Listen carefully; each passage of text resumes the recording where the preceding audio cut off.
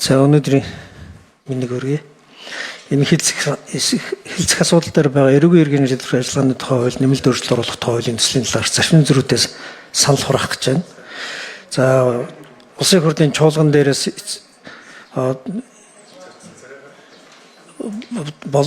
боловсруулахаар буцаагаад өгсөн зүйл заалт хасагдаад ороод ирж байна.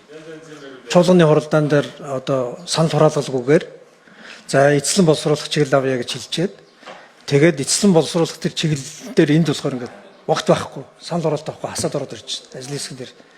Тийм учраас одоо яг тэр асуудал шийдэгдэг байгаа учраас эрүүгийн иргэний шийдвэрлэх тухай хууль, нэмэлт өөрчлөлт оруулах тухай хуулийн төслийн талаарх хэлцүүлгээс одоо асуудлыг энэ байнгын ороноос хасах саналтай.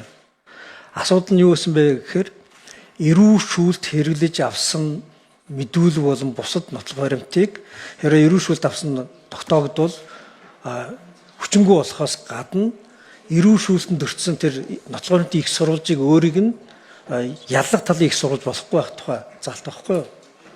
Энэ бол Вишинскийн онол гэж ярьдаг хүн нэвэл хэрэг нь олдно гэдэг зарчим. Зөвхөн хэрэгт шалгаж байгаа хүнийг өөрөөр нь хэргийг ноцоолох гэж оролддог энэ уламжлалт мөрдөн шалгах ажиллагаа мөрдөн шалгах гэж нэрлэж болохгүй бах. Мөрдөн байцаах ажиллагааг Монгол улсын хувьд зогсоох гол зохицуулт байна. Заалт байхгүй. Бид эрүү шүүлттэй холбоотой хүний эрхийн үндэсний комиссийн маш олон ихтгэлийг сонссон. Олон улсад амлсан амлалттай холбоотой нэгдэж болсон гэрээтэй холбоотой хийх ажил маш их байгаа.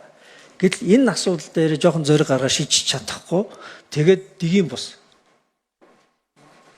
байдлаар ингэж орж ирж байгаа бол энэ асуудлыг хасах саналтай.